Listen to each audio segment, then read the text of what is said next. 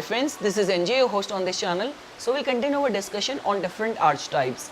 This concept, this series which we are doing is very important because when it comes to doing an analysis, you need to have a strong hold on how to judge the type of a person. Just by looking at someone's palm, how can you get to know whether this person is more this planet driven or not? Like the way different meta sciences have got their different mechanism in identifying the dominant planet ruling an individual's life. Like the way an astrologer, just by looking at your chart, will tell you that you are more sun driven. Sun is the strongest planet in your astrological chart. Same ways numerology has got its own mechanism in identifying the planet ruling your life, because all the planets have got their own innate nature. Your sun has got its own in nature of egoism, authority, confidence. Mars has got its own innate nature of confidence, temper. Same ways Jupiter has got its own nature of spirituality, righteousness. Venus is all loving, all compassion, art, beauty. So same ways in palmistry, this is very important that just by looking at someone's palm before starting with the analysis, you have to get a strong hold in identifying the type of that person. And when it comes to identifying the type, the mechanism is entirely different. First of all, you need to understand that when it comes to the types, type is on the basis of the 7 mounts predominant on the palm. For this particular discussion, we are excluding Rahu and Ketu, the 7 mounts, which are the 4 mounts at the bottom of your fingers: mount of Jupiter, mount of Saturn, mount of Sun, mount of Mercury, mount of Mars in the middle, mount of Venus, and the mount of the moon. The tricky part is that the parameters on which these mounts get judged is different. Mount of Jupiter gets judged on a different parameters, mount of Mercury gets judged on different parameters. So that is the only reason why I have started this discussion, this series, where I am helping you guys in identifying the parameters on which each individual mount gets judged. Because when it comes to the detailed discussion on every mounts, I have already made videos on that what each mount represents, what would remain to be the signification if you find the presence of special signs and symbols on that particular mount. And let's say, for example, if that particular mount is afflicted, so what all are the remedies which you can think of doing, which has been advised in our Vedic scriptures. But this video is particularly exclusively devoted into identifying the type of a person, the parameters on which a dominant planet can be identified. Because the best part about palmistry is that no matter even if all the mounts are looking equally prominent to you, but even still in that case, there would remain to be at least 2 planets which would have a major say in that particular person's thinking. And like the way, same example I always give it to you. If let's say, for example, the lines are creating some kind of combination indicating that a loving spouse, a relationship is going to enter into this particular person's life, but how this person is going to react to that situation, because see, the science of palmistry just completely counters the notion of fatalism. All these lines are subject to change, circumstances would erupt based on the lines marked on your hand, but you will always have a free will to whether to avail that opportunity or to just let go that opportunity. So same ways, if the lines are indicating a relationship but the person is more moon driven, the person would remain to be very fickle minded in order to avail that opportunity. Same ways, Saturnian would remain to be very reclusive in order to even think about that opportunity. But the same line, same combination has come in the life of someone who is more Venusian driven, who is more Apollonian driven. Person will not even waste a single second to jump into that opportunity and get into that relationship. So that is the only reason identifying the type is very important. Now in this particular video, we are just going to discuss the parameters on which the mount of the Venus gets judged. The mount of the Venus, like the way I always say, that God Almighty is very intelligent. He has by himself given us a code to to decipher our lives. The innate nature of Jupiter is expanding, extrovertness. Same ways you will find this mount to be more prominent. Same ways the mount of the Saturn, Saturn has got a reclusive nature. Same ways you will find this mount to be very flat. When it comes to the mount of the Venus, what does mount of Venus represent? It represents compassion, generosity, sympathy, and like the way I always say, I appreciate the creation of God, that the mount of the Venus, which represents love, has got the largest largest region on our palm. God by himself wants us to love our love each other, live with this kind of brotherhood and camaraderie for each and everyone. That is the only reason he has by himself given mount of Venus the largest terrain, largest portion on the palm. Now when it comes to identifying whether the person is more Venus driven or not, so what remain to be the criteria? So let's begin with our discussion on that.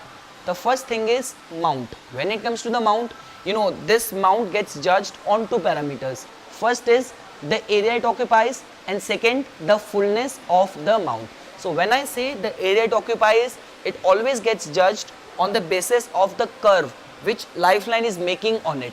So let's say for example, the larger curve lifeline would make, the larger area mount of Venus would automatically get, and the narrower the region would remain to be made by a narrow curve of lifeline, the less region which mount of Venus would get. So that's the first first mode to identify the mount of the Venus, that the kind of curve lifeline is making on the palm.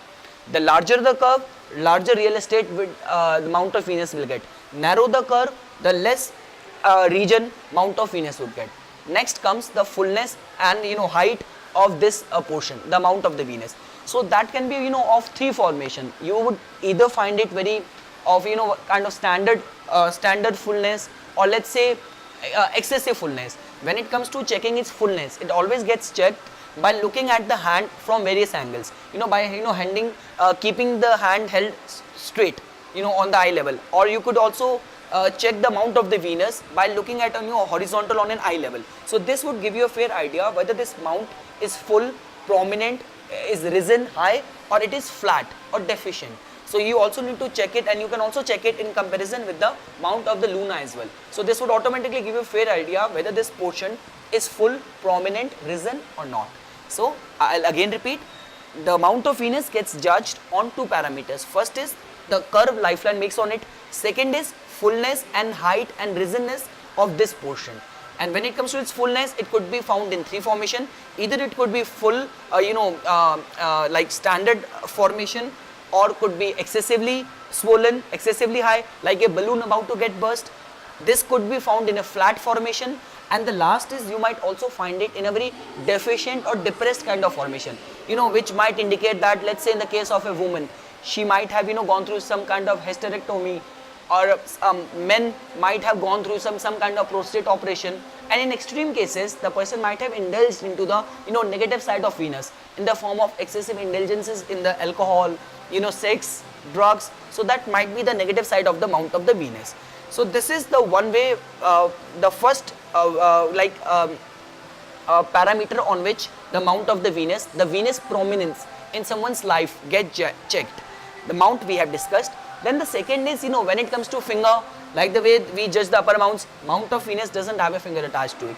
Third comes the presence of special signs and symbols which would accentuate the qualities of the mount of the Venus. So when it comes to the special signs and symbols, there is only one sign which automatically, has the capacity to accentuate and increase, catapult the qualities of the mount of the Venus, which is grill. Grill is such a strong formation on the mount of the Venus that it would, acts like a magnet which pulls the qualities of the mount of the Venus. Now, depending on other signs of the hand, this might, the person might get into the sexual side, sensual side, and person might also, get into the humanitarian side and the charitable side. So it would be judged by the other parameters predominant on the hand. But right now, the objective is just to check whether the Venus is prominent or not. We are not getting into that mode where we are going to decide that the Venus is, acting on a higher level or on a lower level, because for Venus, it's life is all about love and to be loved. They remain to be the the very kind peacemakers. They want to be taken care of in relationship, in whichsoever sphere of life they are in. Their love can take any form, whether in the form of romantic love, sensual love, platonic love, humanitarian love. So when it comes to the signs, the grill acts as a very major crystal. Thus, when you will find the mount of the Venus to be in a smooth kind of formation, so this would just tell about that yes, mount of Venus is acting in a good state. But if you will find a grill, equal level of deeply edged horizontal and vertical lines on the mount of the Venus, this would automatically indicate that yes, the Venusian qualities are very strong. So this is about the special signs and symbols, which in itself the grill has got a capacity to accentuate and increase the Venusian qualities. Next comes the the miscellaneous and the basic modifiers. So as you people know, we are talking about the Venus. So automatically you might even find this kind of combination and prominent mount of Venus in a hand which is already very long or very conic in shape, in which the texture of the skin, specifically we're talking about the mount of the Venus, because we are talking about checking and judging the prominence of one individual single mount. So when I say color, so I mean to say that the color would remain to be comparatively more deeper on this portion as compared to the rest of the palm, rest of the hand.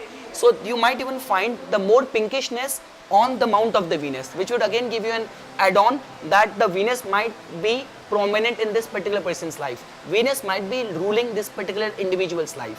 And then along with that, the skin remain to be very fine, refined. The texture of the skin remain to be very fine. And when it comes to the consistency of the skin, first of all, you will never find it to be hard.